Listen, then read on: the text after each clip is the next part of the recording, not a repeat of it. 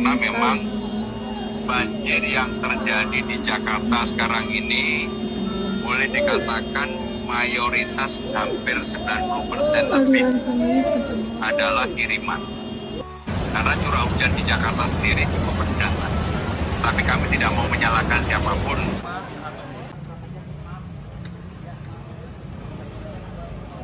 Dan untuk nantinya disiapkan dan juga diinstruksikan kepada kepala lembaga terkait baik itu dari BNPB, BPBD ataupun juga Basarnas. Semua Bu.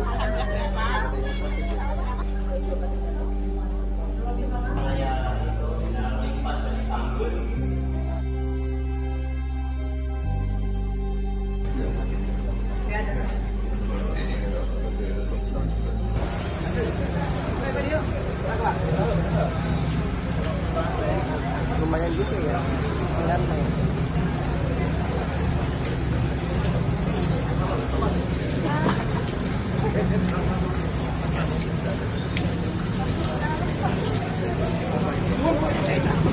Sampai lantai 2, Pak. Pak.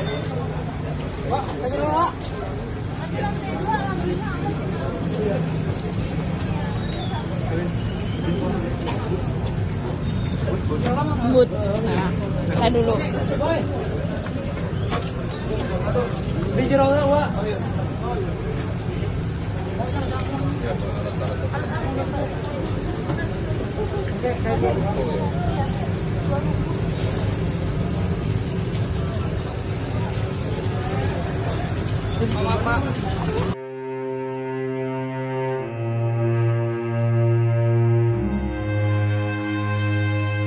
Kasus korupsi Pertamina. Saat Ahok jadi komisaris utama Pertamina, terjadi mega korupsi. Ketika kasus ini mencuat, apa reaksi Ahok? Dia cuci tangan. Bilangnya, saya kan bukan dirut, saya cuma komut. Tunggu sebentar. Apakah Ahok lupa bahwa sebagai komut, dia punya kewenangan besar? Sesuai. Pasal 106 Undang-Undang Perseroan Terbatas, Dewan Komisaris bisa memberhentikan sementara direksi, termasuk dirut, dengan menyebutkan alasan yang jelas. Artinya, Ahok sebenarnya bisa bertindak, tapi dia tidak melakukannya. Dan ini dia kebohongan yang paling mencolok. Ahok bilang dia tidak pernah ditawari posisi dirut oleh Jokowi. Tapi kemudian, dalam wawancara dengan Najwa Shihab di tahun 2024, Ahok sendiri yang mengaku bahwa Jokowi pernah menawarkan dia posisi dirut Pertamina. Ahok menolaknya. Katanya lebih enak jadi komut karena hidup lebih tenang, ada waktu buat terapi golf, belajar Mandarin, dan sebagainya. Jadi, yang benar yang mana? Dulu bilang, nggak pernah ditawari jadi dirut. Sekarang, ngaku sendiri pernah ditawari tapi nolak. Ini kebohongan yang bisa dicek dengan rekam jejak digital. Lalu, kenapa Ahok tiba-tiba berusaha seolah-olah jadi korban? Kenapa dia membuat narasi seakan-akan dia dihalangi untuk jadi dirut Pertamina demi membersihkan perusahaan itu? Jawabannya jelas. Ahok sedang berusaha membersihkan namanya dari skandal korupsi Pertamina. Kalau dia memang serius ingin bersih-bersih, kenapa dia malah mundur dari Pertamina untuk ikut kampanye politik? Kenapa dia lebih memilih membantu memenangkan Ganjar daripada menyelesaikan masalah di BUMN yang seharusnya dia awasi? Jadi bagi saya, Ahok sebaiknya tidak lagi membangun narasi yang bertolak belakang dengan fakta. Kalau memang gagal membereskan Pertamina, akui saja. Lebih gentle kalau Ahok minta maaf ke publik daripada berputar-putar membuat alasan yang kontradiktif. Saya menulis ini bukan karena benci Ahok. Saya hanya ingin mengingatkan bahwa di era digital ini rekam jejak seseorang tidak bisa dihapus begitu saja. Kebohongan akan selalu terbongkar. Setelah melihat bagaimana Ahok membolak-balik narasi, mari kita bahas lebih dalam tentang modus operandi yang digunakannya. Karena ini bukan sekadar perbedaan pendapat atau pergeseran sikap politik, ini adalah strategi yang penuh perhitungan. Saya ulangi, penuh perhitungan. Ahok bukan orang bodoh. Dia tahu betul bahwa politik Indonesia ini keras, bahwa setiap langkahnya akan diawasi. Tapi kenapa dia tetap memilih jalan ini?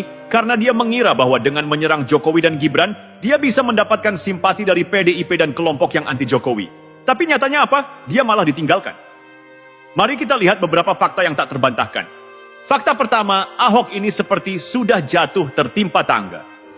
Sudah membelot dari Jokowi, berharap dapat karpet merah dari PDIP, malah diabaikan. Pemirsa, kita ketahui bersama bahwa Kejaksaan Agung sudah bongkar, sudah ungkap kasus besar yang merugikan negara kurang lebih 190 triliun. Tapi dari jumpa persnya Kejaksaan Agung bahwa 193 triliun itu kerugian negara selama 1 tahun. Bayangkan bahwa oplosan Pertalite ke Pertamax ini mulai dari 2018 ya, dan kemudian kita ketahui bersama bahwa ada nama Riza Khalid, dan yang menjadi tersangka adalah putranya beliau. Kita ketahui bersama bahwa Riza Khalid ini salah satu orang yang meminjamkan private jet kepada Anies Baswedan ketika pencalonan presiden waktu itu. Nah, apakah aliran dana ini masuk juga ke Anies Baswedan? Mari kita simak bersama-sama. Apakah ada aliran dana ke Anies Baswedan? Tentu perlu kejutan-kejutan. Kita tunggu saja. Ya, ada juga nama Ahok juga disebut, nama Pak Anies juga disebut. Akan tetapi belum tentu juga aliran dananya ke Pak Anies ataupun ke Pak Ahok. Cuma kalau kita menghancurkan nama Pertamina, tentu ini akan merambat kepada ekonomi besar bangsa ini. Saya rasa Patra Niaga ini adalah anak perusahaan dari Pertamina ya, bukan dari Pertamina langsung. Artinya bukan oknum dari Pertamina tersebut, akan tetapi anak perusahaan dari Pertamina tersebut yang melakukan tindak pidana korupsi hari ini.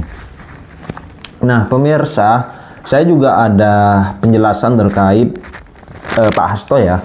Pak Hasto di dalam rekamannya sebelum beliau dijadikan tersangka oleh KPK,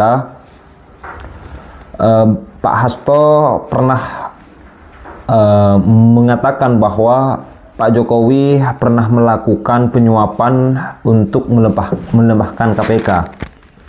Namun itu disanggah oleh Pak Jokowi ya. Katanya Pak Jokowi itu ngarang cerita, kira-kira begitu. Kemudian penyidik KPK waktu itu juga sudah mengklarifikasi di salah satu stasiun televisi. Nah, bagaimana videonya? Mari kita simak berikut ini.